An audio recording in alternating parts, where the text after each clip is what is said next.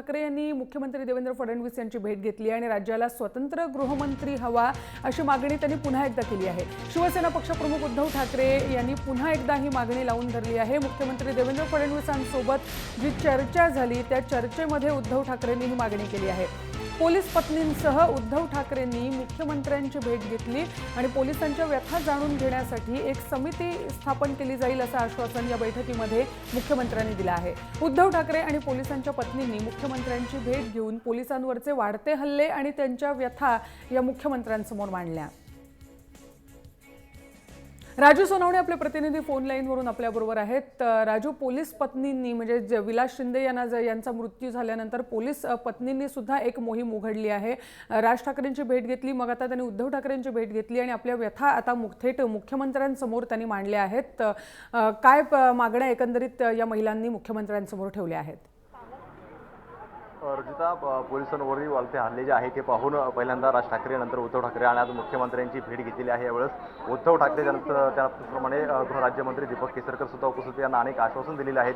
ज्यांनी अशा प्रकारचे हल्ले केलेले आहेत त्यांना कुठल्या प्रकारची सूट दिली जाणार नाही, कठोर कारवाई करणार असल्याचं म्हटलं आहे। त्याचप्रमाणे एक समिती सुद्धा गठीत करण्याचं आश्वासन मुख्यमंत्र्यांनी दिलं। आपल्यासोबत पोलीस कर्मचाऱ्यांच्या काही पत्नी आहेत त्यांच्याशी बोलूया। काय सांगाल, नेमकं आजच्या बैठकीमध्ये काय नेमकं चर्चा झाली आणि मुख्यमंत्र्यांनी काय आश्वासन दिले? आजची बैठक झाल्याचे मुख्यमंत्र्यांचे आम्ही खूप आभार मानतो।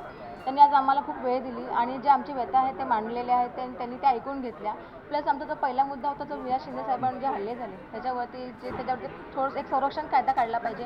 प्लस दुसरा प्रश्न आमचा तो घरांचा प्रश्न होता, प्लस तो भाडेवाढीचा प्रश्न होता। असे खूप काही प्रश्न आम्ही त्याच्यासमोर समोर ठेवले। त्यांनी त्याच्यावरती खूप चांगलं उत्तर दिलेलं आहे आम्हाला। एक पाहिलं का, ही सगळी घटना झाल्यानंतर शिंदे यांचं निधन झाल्यानंतर सुद्धा काल कल्याणमध्ये एका अधिकाऱ्याला बुडून मारण्याचा प्रयत्न आला, कसं बघतं याकडे? त्याच्याकडे बघतो म्हणजे आम्हाला असं वाटलं की आता अजूनपर्यंत पोलिसांना हल्ले होत होते, पण एवढं असं म्हणजे रस्त्यावर मारण्यासारखा जीव जाण्यासारखा प्रकार घडला नव्हता। म्हणून आम्ही बाहेर उतरलेलो असताना पण एका अधिकाऱ्यावर एवढी हल्ला करायची हिंमत होती यांची। त्यासाठी कडक कायदा झाला पाहिजे असं आम्ही मुख्यमंत्र्यांना रिक्वेस्ट केली आहे। याच्यावर अशी कडक कायदा करा, जो हल्ला करतात त्यांना जास्तीत जास्त सजा करा आणि हे फास्ट कोडवर सगळं चालवा।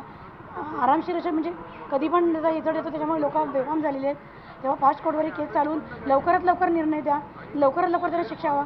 त्याच्यामुळे लोकांवर दहशत निर्माण होईल आणि परत खाकीवर हात उघडायची कोणी हिंमत करणार नाही। कुठेतरी राजकीय वर्दस्त आहे, त्यामुळे सगळ्या गोष्टी घडतात त्या नाही, राजकीय वर्दस्त नाही, रस्त्यावरचे लोक असे करत असतात त्यांना राजकीय थोडे सांगायला जातात की तुम्ही असे वागा म्हणून, नाही असं वाटत नाही।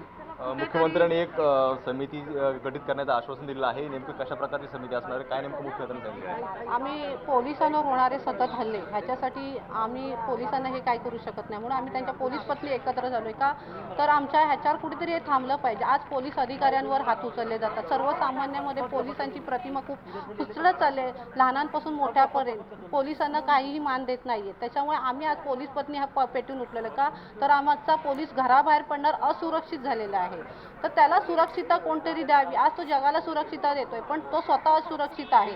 त्याच्यासाठी आज आम्ही मुख्यमंत्र्यांसाहेबांकडे बरेचसे प्रश्न मांडले होते की घराचे प्रश्न, स्वतःच्या संरक्षणाचे प्रश्न। तर ह्या प्रश्नांसाठी आज आम्ही मुख्यमंत्री साहेबांची भेट घेतलेली आहे की आम्हाला ह्याच्यातून काहीतरी मार्ग मिळावा आणि आम्हाला सुरक्षितता मिळावी की आज आमच्या घरातून जे पोलीस अधिकारी, पोलीस अंमलदार बाहेर पडतात त्यांना सुरक्षितता द्यावी किंवा त्यांच्यावर जे हल्ले करतात त्यांना कडक शासन व्हावं। मुख्यमंत्र्यांनी तुमची व्यथा ऐकलेली आहे, वाटते आजच्या बैठकीनंतर जे आहे हल्ले कुठेतरी कमी होतील, सगळं थांबेल? आता बघा गणपतीचे गणेशोत्सव चालू आहे, त्यानिमित्ताने आम्ही गणपतीकडे जसं गारणं घातलंय तसं नक्कीच आमचं गारणं मुख्यमंत्री साहेब ऐकतील असं आम्ही पोलीस पत्नी म्हणून एक त्यांच्याकडे गारणं घातलं आणि आम्हाला तरी वाटतंय की फडणवीस साहेब ह्याचा काहीतरी विचार करतीलच आणि आम्हाला त्यांनी आश्वासनच दिलंय की आम्ही ह्याच्यावर करू काहीतरी। पाहतो रजिता, आज जी आहे ती बैठक झालेली आहे आणि त्यामध्ये ह्या पोलीस पत्नींनी जे आहे ते आपलं गारहाणं सांगितलेलं आहे। मुख्यमंत्र्यांनी मान्य केलेलं आहे, एक समिती सुद्धा गठीत करण्याचं आश्वासन दिलेलं आहे। बरोबर राजू, ही जी समिती एक्झॅक्टली समितीविषयीच विचारायचं आहे। ज्या समितीबद्दलची घोषणा जी मुख्यमंत्र्यांनी केली आहे ती समिती नेमकी कसं काम करणार आहे? ही हल्ले रोखण्यासाठी एक समिती गठीत करण्यात येणार आहे। या समितीमध्ये काही पोलीस कर्मचाऱ्यांच्या पत्नी असतील किंवा नातेवाईक असणार आहे, त्याचप्रमाणे काही राजकीय मंडळी सुद्धा असतील, अधिकारी सुद्धा असतील, अशी मिळून एक ही समिती असणार आहे। पोलिसांचे प्रश्न असतील किंवा त्यांचे वाढते हल्ले असतील यावरती ते काम करेल आणि तो रिपोर्ट जो आहे तो सरकारकडे सादर करेल। अशा प्रकारची प्राथमिक माहिती जी आहे ती समिती पुरवेल, अशा प्रकारची माहिती जी आहे ती मुख्यमंत्र्यांकडून ऐकायला भेटते। नक्कीच राजू, धन्यवाद या माहितीसाठी।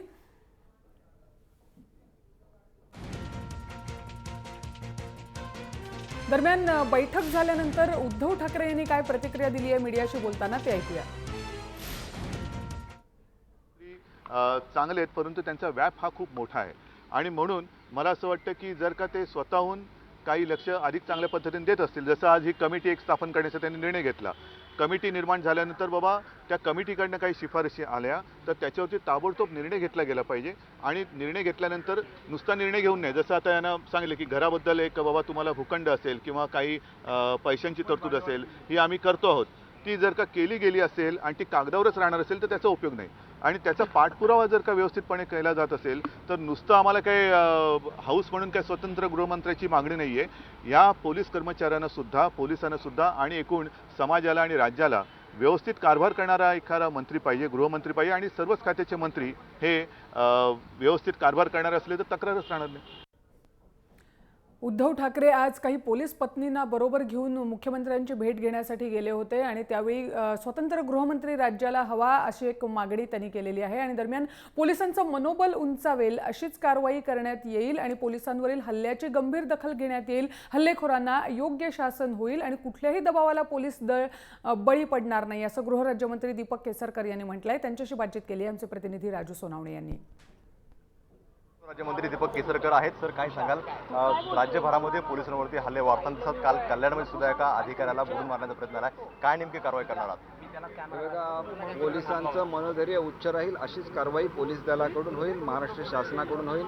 आजच आदरणीय उद्धवसाहेब यांच्या पुढाकारामुळे मुख्यमंत्री महोदयांची चर्चा होती, त्याच्यामध्ये हाच मुख्य विषय होता. पोलिसांवर होणारे हल्ले असतील, त्यांच्या हाऊसिंगच्या समस्या असतील, त्यांच्या नोकरीच्या संदर्भातल्या समस्या असतील, सर्व समस्या अशासाठी आपल्याला सोडवायच्या आहे की पोलिसांचं मनोधैर्य उच्च राहिलं पाहिजे. शेवटी पोलीस जनतेचं रक्षण करत असतात, मग ते सुद्धा सुरक्षित पाहिजे. त्याच्यासाठी जे जे काही करायला लागेल महाराष्ट्र शासन करेल.